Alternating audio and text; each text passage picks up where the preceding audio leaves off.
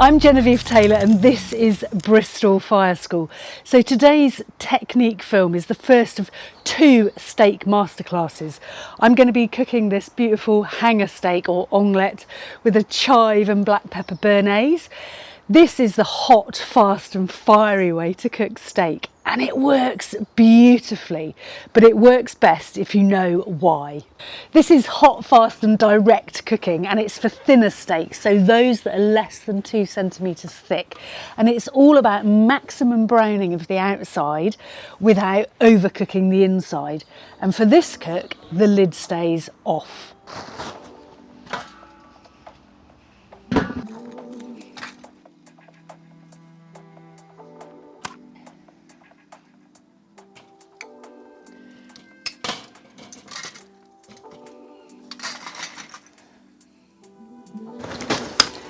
This cook is about maximum heat, so I'm just adding a little bit of extra charcoal to give it some proper welly.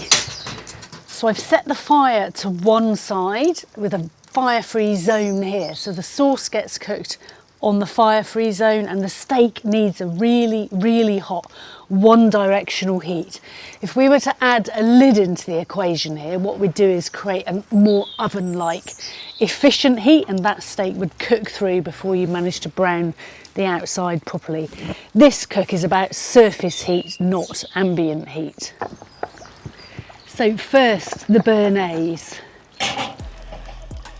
Just reducing down some white wine vinegar with shallot and garlic, and then that will make the base of the sauce.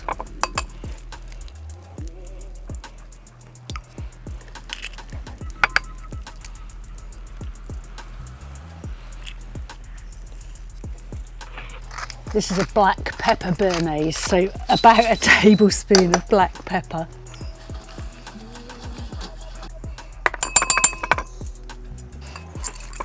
Some English mustard for extra whoomp. So that has pretty much reduced down now. So I'm going to just strain out the solids. So water in the pan, over the direct heat, bowl of the egg yolk mixture, and we're just going to thicken that up. And I've always got room to move it on and off the heat. So this is about giving you maximum control here. Hollandaise, Bearnaise all need a gentle heat.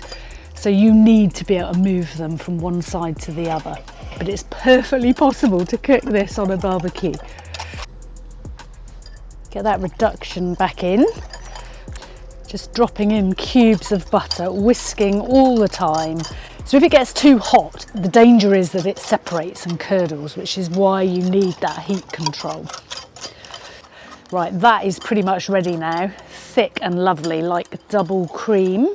So I'm just going to slide it off the direct heat, dump in a load of chives, and just let that sit there, keeping warm. Off to the side. Steak is expensive and there's really no point getting it wrong. So I'm just going to take a few minutes to light a little bit more charcoal to get it very hot. And if you've got good pure charcoal, that is going to take a few minutes literally to get hot. So this steak has been dry brining in the fridge overnight, and the salt does 2 crucial things. It seasons the meat all the way through and it helps stop the muscle fibres seizing, and that means better browning and a juicier steak. And it works on all meat, not just steak. I'm going to do a whole vid on the science of dry brining in my Fire Fundamentals series because it is really interesting and it makes a big difference.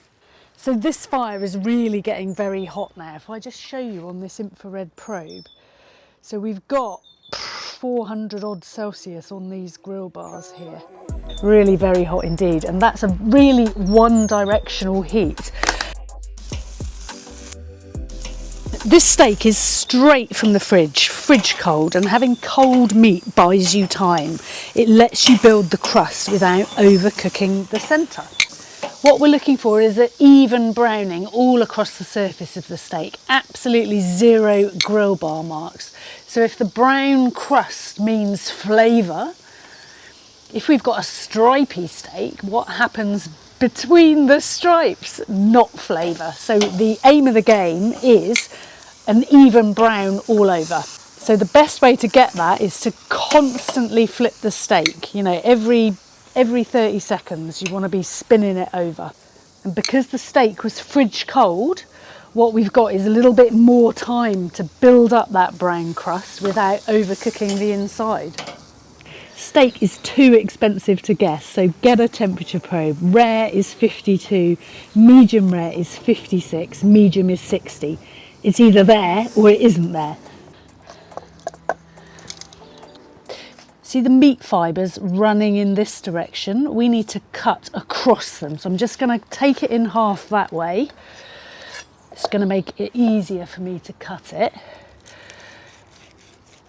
And it's really important to cut across the grain, because what you do then is shorten those meat fibres, and that is going to give you a much more tender mouthful. Can you see those short, tender, juicy meat fibres?